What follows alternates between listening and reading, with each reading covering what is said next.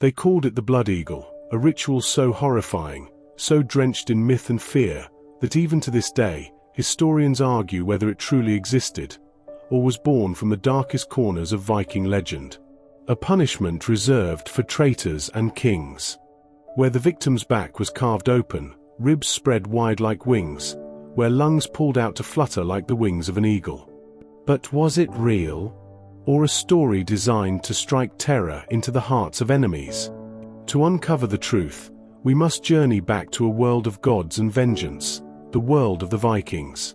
The Viking Age, roughly between 793 and 1066 CE, was an era defined by conquest, exploration, and myth. Norse warriors sailed across icy seas, their dragon-headed ships cutting through fog, their names whispered with both awe and dread. They were not only raiders and traders, but storytellers, poets, and believers in a world woven with fate and prophecy. And among their many rituals, of battle, death, and honor, none is more chilling than the tale of the blood eagle. But what exactly was this ritual? According to the accounts, the blood eagle was a form of execution, performed as punishment for betrayal or as a sacrifice to the gods. The ritual allegedly began by laying the victim face down, pinning their arms, and slicing open the back along the spine. The ribs were then cut from the backbone and pulled outward, forming the shape of eagle wings. Finally, the lungs were drawn out and laid upon the opened back, resembling feathers of a bird, a gruesome offering to Odin himself. But this description, as horrifying as it is, doesn't appear in just one place. It's scattered across Norse sagas, Christian chronicles, and poetic verses, each with its own tone, purpose, and interpretation. So where did it all begin? The earliest known mentions of the blood eagle appear in several Icelandic sagas, written centuries after the Viking Age. Texts like the Orkneyinga saga and Nornagestse with acute TTR. One of the most famous references describes the execution of King Aelle of Northumbria by Ragnar Lodbrok's sons, to avenge their father's death. In the Ragnarssonar A with acute TTR, the story goes like this. After King Aelle captured and threw Ragnar into a pit of snakes, Ragnar's sons, Eva the Boneless, Sigurd Snake in their Eye, and Ub, raised a great army to seek revenge. When Aelle was defeated, they performed the blood eagle upon him, carving the eagle upon his back as retribution and tribute to Odin. It's a tale of vengeance, ritual, and divine justice, one that transforms human cruelty into cosmic balance. But is this a historical record, or poetic symbolism? Old Norse poetry is rich in kennings, metaphorical phrases used in skaldic verse. A blood eagle could be a metaphor for slaughter on the battlefield, or exposing ribs in death. When a saga says, they carved an eagle upon his back, could it mean they killed him brutally, or literally opened his body? The ambiguity of Norse poetry makes it hard to separate literal acts from symbolic imagery. To the Vikings, death was not merely physical, it was a statement, an offering, and sometimes, a message to their gods. So the blood eagle might not just be a ritual, but a mythic image representing the terror of vengeance and the glory of sacrifice. Outside of the Icelandic sagas, Christian chroniclers also wrote about the Vikings, often painting them as savage heathens. Writers like Ethelweard and William of Malmesbury spoke of Viking cruelty, though they never described the blood eagle directly. Instead, later historians, interpreting poetic verses, began to imagine it as a real act of barbarity. But remember, these were Christian authors, writing centuries after the events, often with an agenda, to depict pagans as godless monsters. The blood eagle fit perfectly into that narrative. So what we're left with is a blend, part myth, part propaganda, and perhaps part ritual. If the blood eagle was real, why would anyone perform it? In Viking belief, honor and vengeance were sacred. Killing a traitor through a ritual that mirrored the eagle, a symbol of Odin, could transform an act of revenge into a divine sacrifice. It may have been intended as a message to inspire fear in enemies, a ritual to offer the victim's soul to the gods, a performance blending execution with religious devotion. To a Viking audience, this wasn't just torture, it was theater of power. But could a human actually survive long enough for such a ritual to be completed? That question will lead us deeper into science, anatomy, and archaeology later. For now, we stay in the realm of myth and meaning. Let's hear from the sources themselves. In the Orkneyinga saga, it's written that Halfdan Longleg was captured and that they carved a blood eagle upon his back in honor of Odin.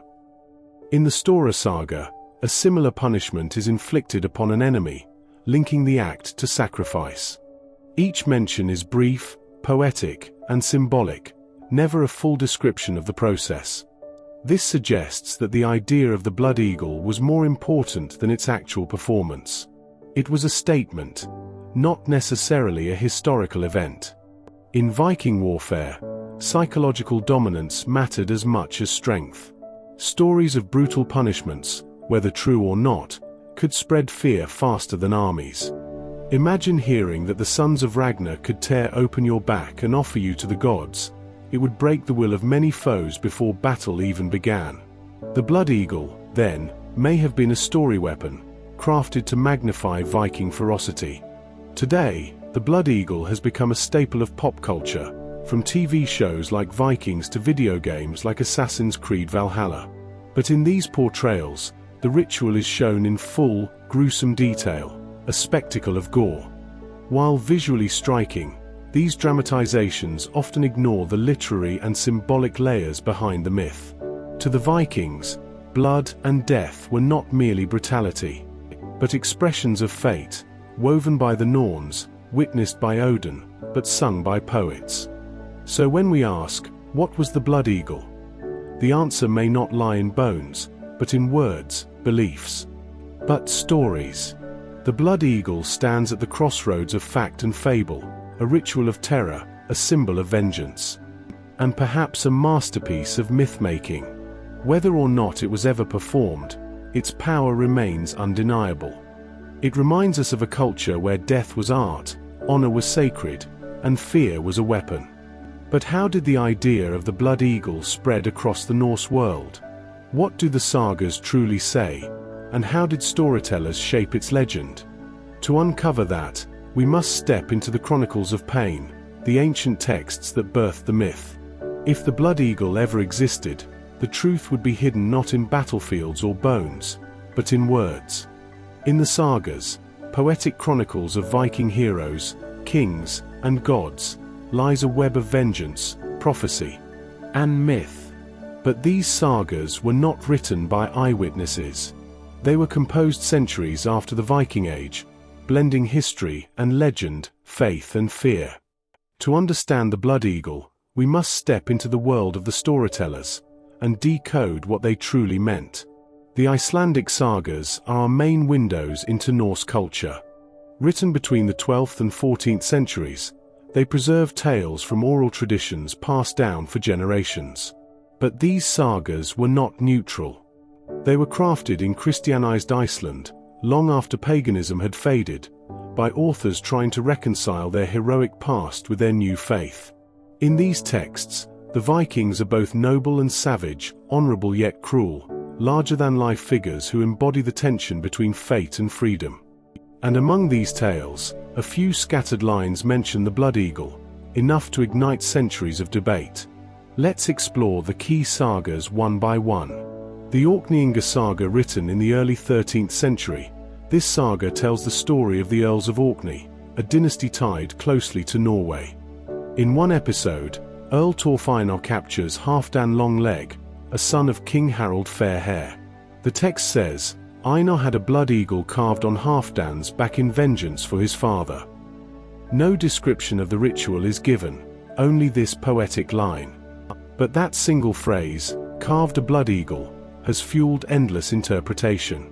Was it literal? Did they really cut open his back?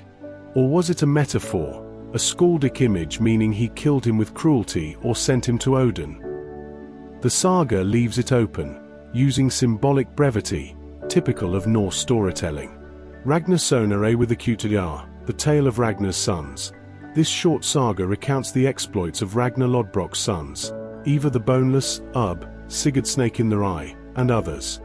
It claims that after King Aelle threw Ragnar into a snake pit, his sons invaded England to avenge him.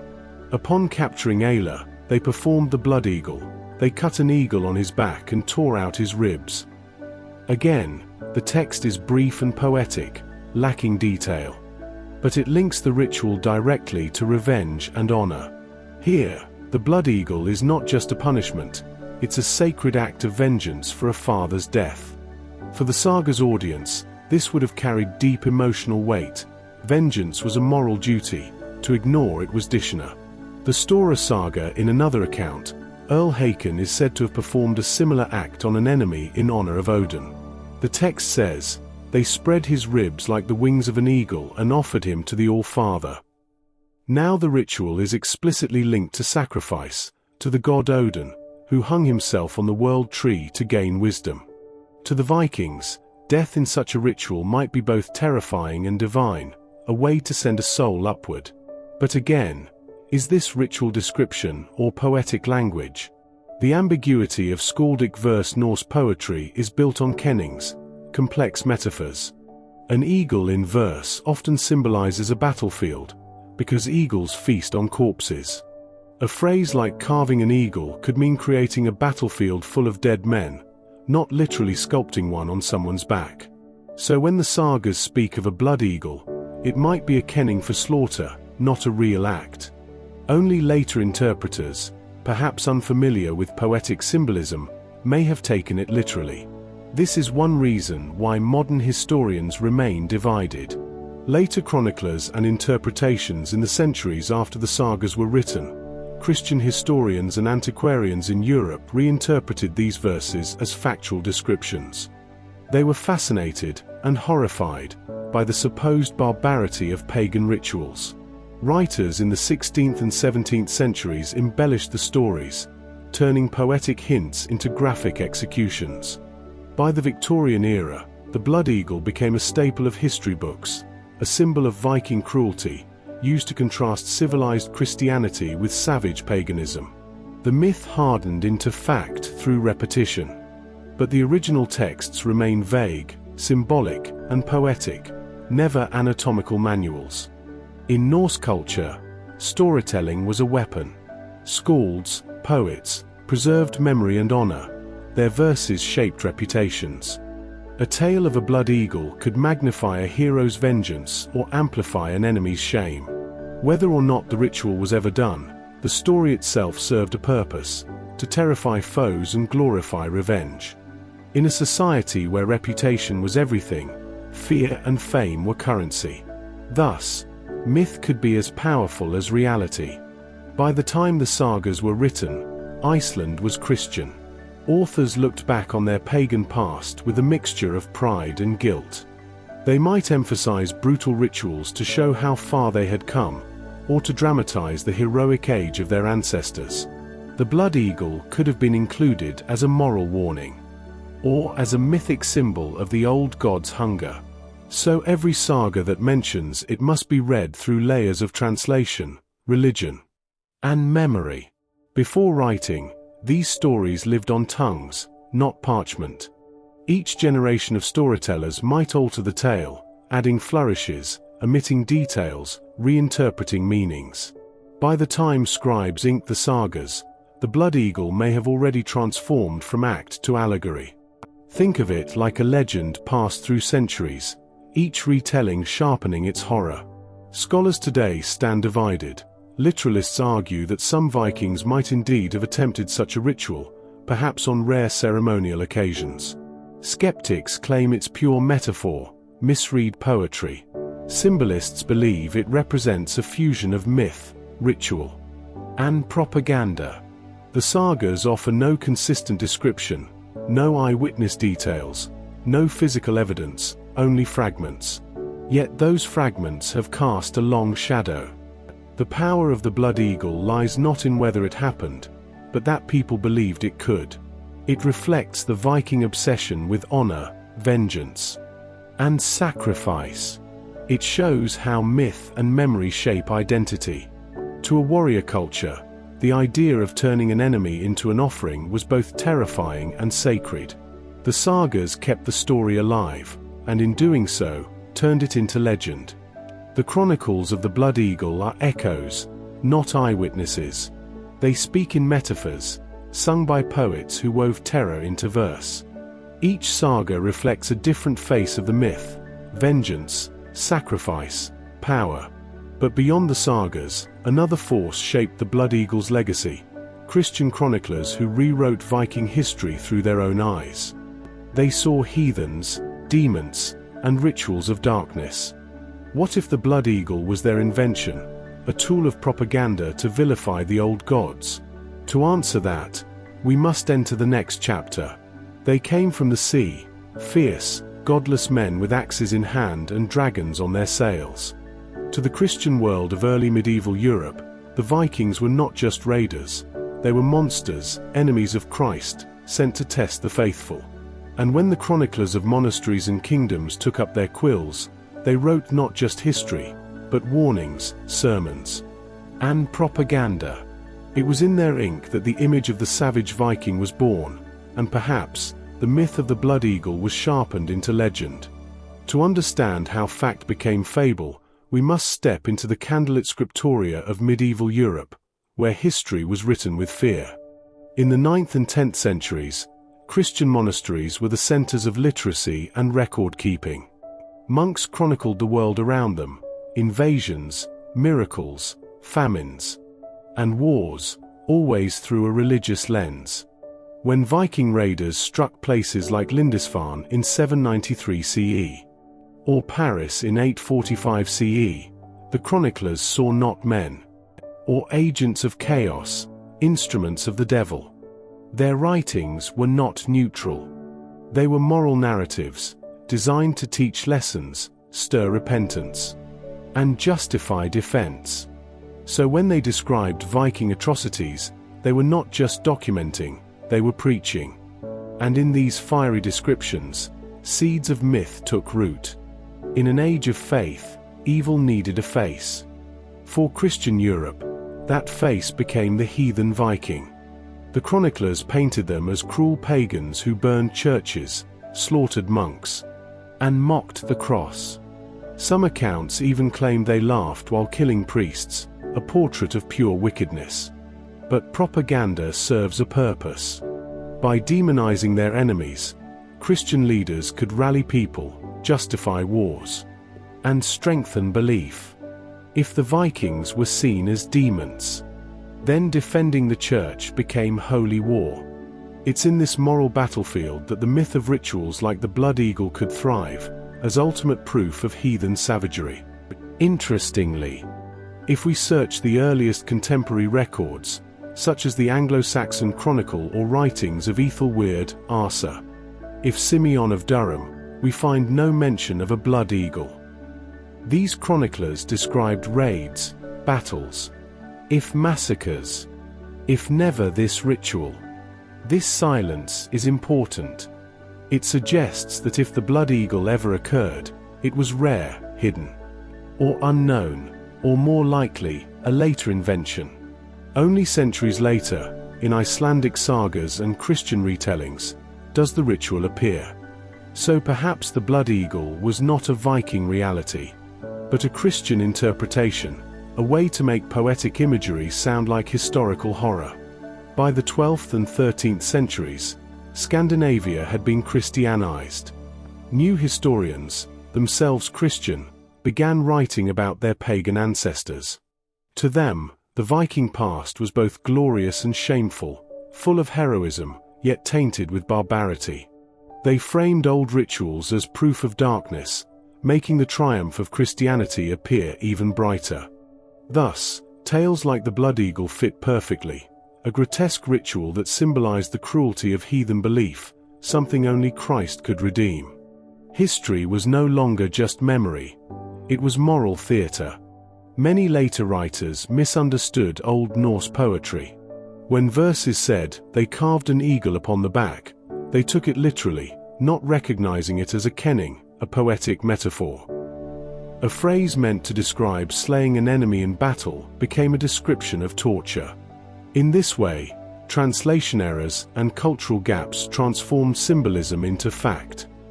Imagine a future historian reading "he stabbed him in the back" and believing it was a ritualized act of execution, rather than a metaphor for betrayal.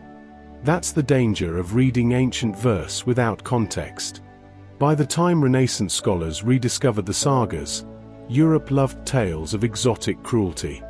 From Herodotus's Scythians to Aztec sacrifices, the idea of barbaric rituals fascinated readers.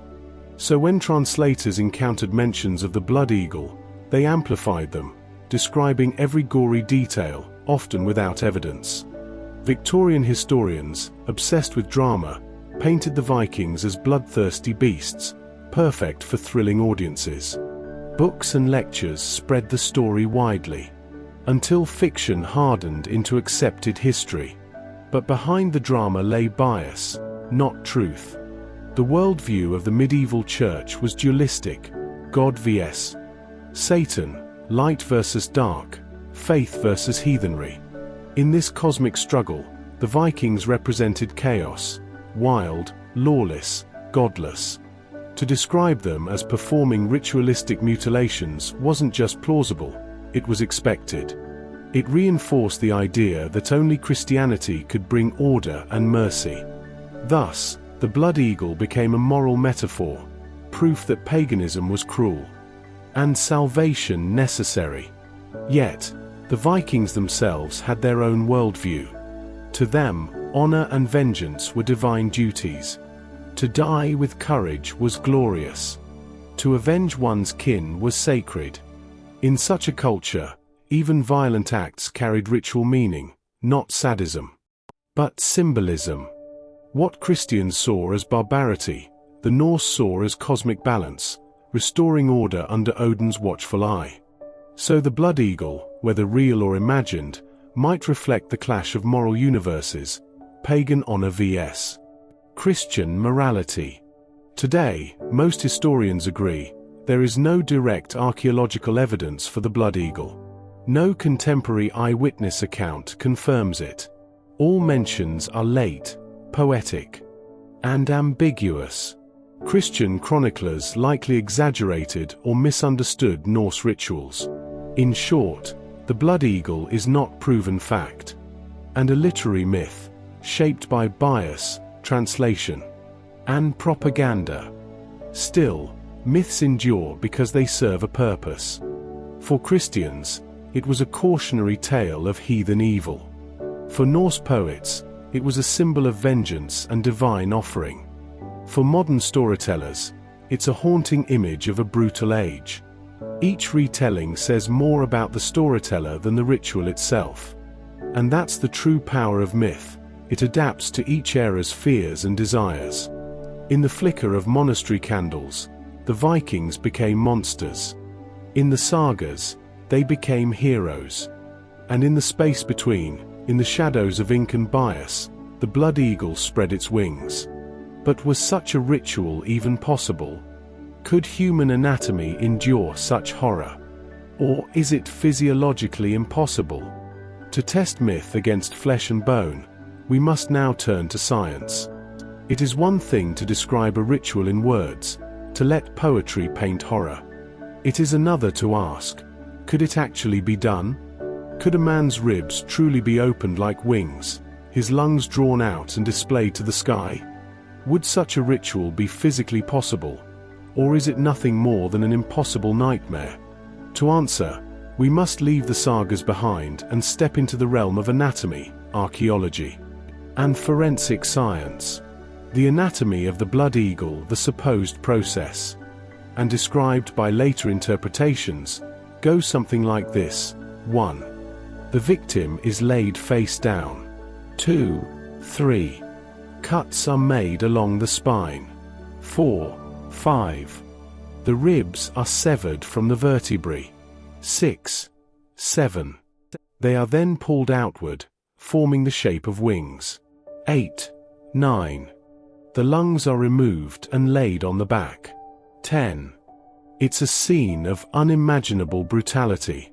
But could it actually happen while the victim lived? Let's examine. The human rib cage is a rigid structure designed to protect the lungs and heart. Each rib connects not only to the spine but also wraps around to the sternum in front. To sever the ribs from the backbone would require deep, forceful cuts through muscle and bone, something that would cause massive bleeding and shock. Without modern surgical tools, the victim would likely lose consciousness within seconds, die within a minute or two, long before any wing effect could be achieved.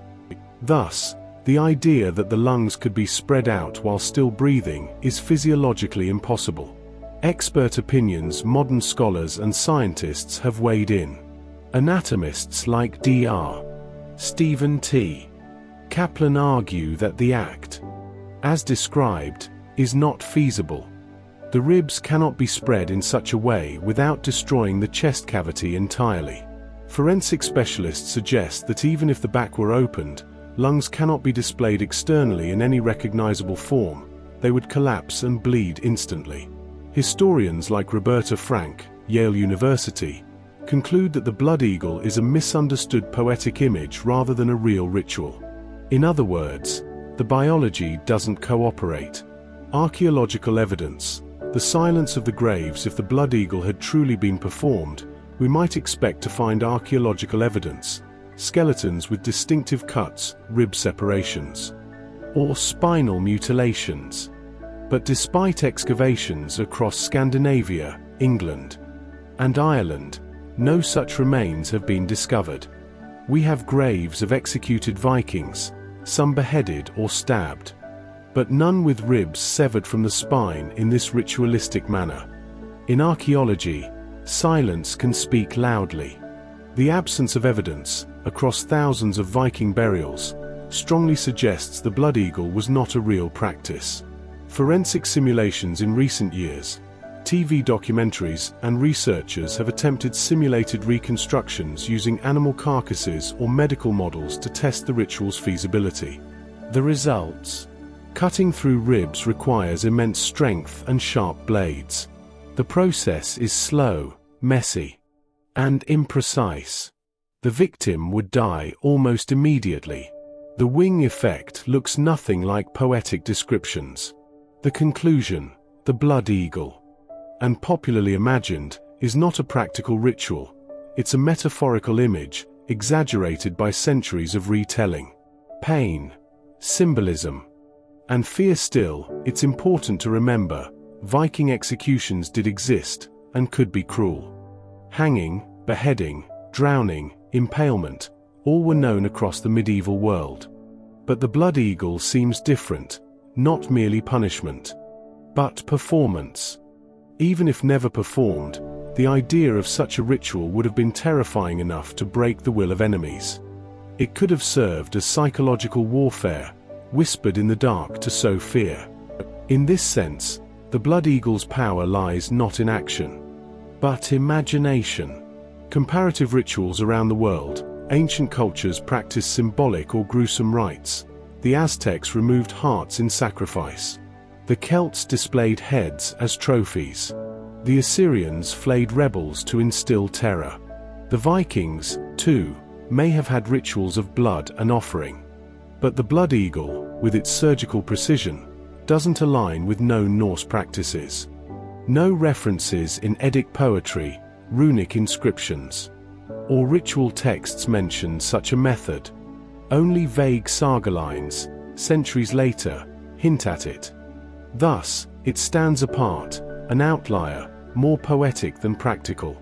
Cultural context: death as communication. To the Vikings, death spoke.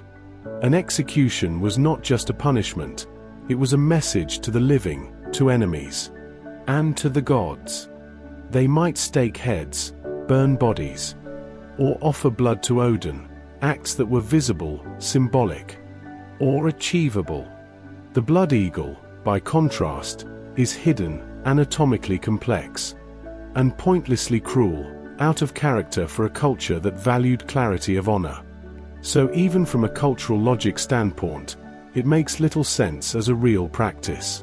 The myth takes shape. It's more likely the blood eagle was born from misunderstanding, a skaldic verse describing carving an eagle, meaning defeating an enemy. Later Christian scribes, reading it literally, imagined ritual torture.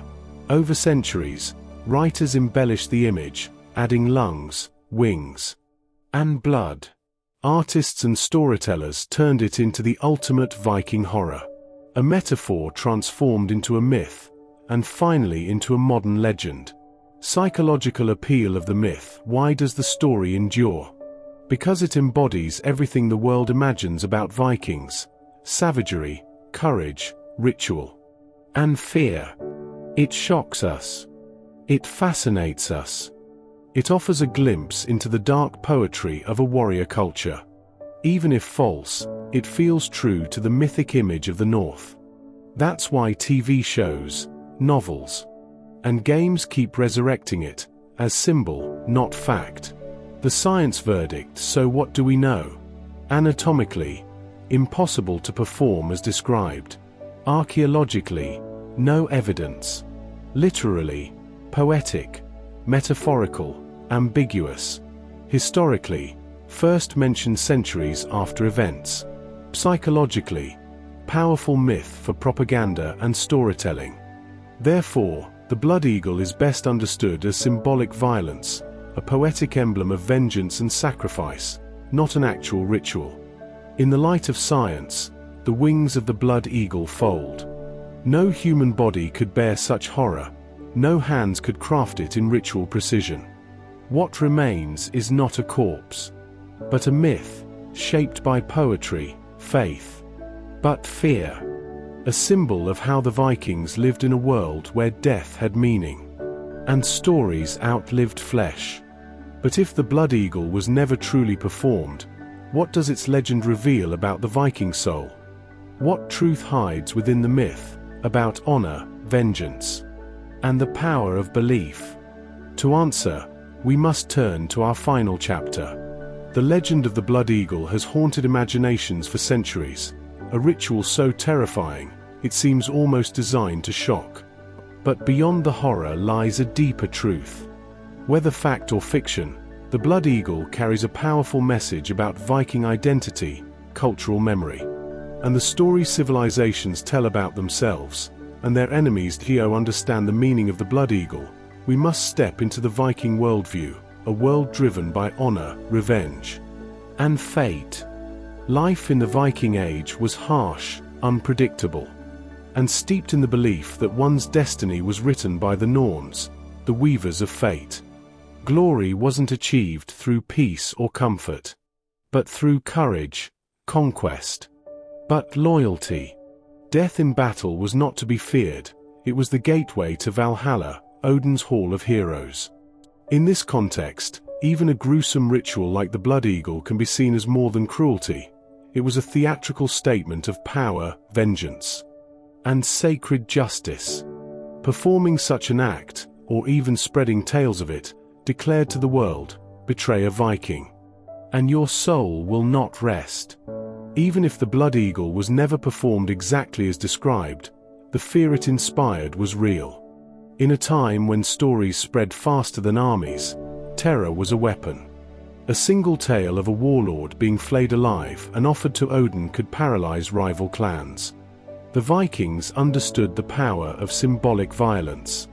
Rituals, whether sacrifices, blood oaths, or executions, were public spectacles meant to send a message. The blood eagle, then, might have been psychological warfare, a myth to amplify the Vikings' fearsome reputation.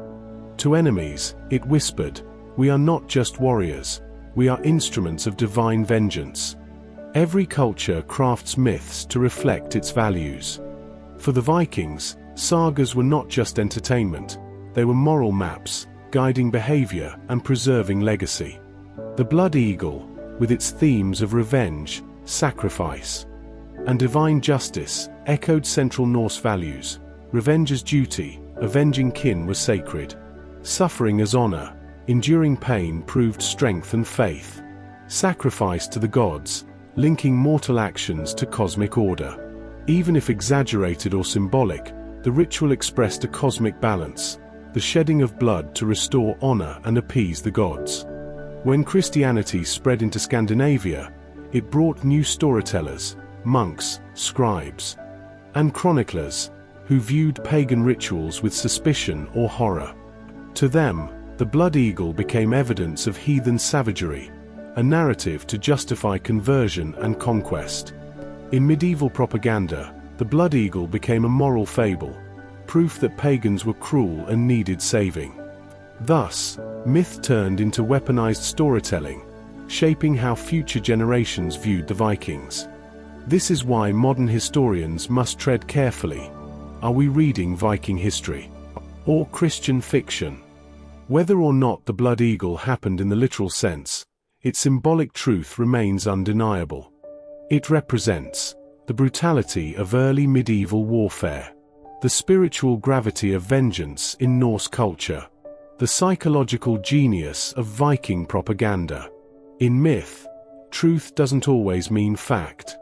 A story can be false in detail, yet true in meaning. The blood eagle, real or imagined, reveals the Viking soul, fierce, fatalistic, and forever craving honor in the eyes of gods and men. From Vikings, the TV series, to metal music, novels, and documentaries, the blood eagle has become a symbol of Viking ruthlessness. But modern retellings often forget the nuance, the line between ritual and metaphor. Today, the blood eagle serves as a mirror for us, too. It asks, why are we drawn to tales of terror? Do we crave the spectacle of cruelty, or the lesson it carries? Perhaps, like the Vikings, we use dark myths to confront our own fears of death, power, and meaning. The blood eagle may never have stained the snow with real blood, but in the sagas, it soars, a symbol of vengeance, justice, and the human hunger for stories that give shape to chaos. In the end, it doesn't matter if the ritual was performed or imagined. What matters is what it meant, to the Vikings who told it, to the Christians who condemned it, and to us who still whisper it across the centuries. The blood eagle is not just a tale of pain. It's a message carved in myth. Fear is power. Honor is eternal. And stories never die.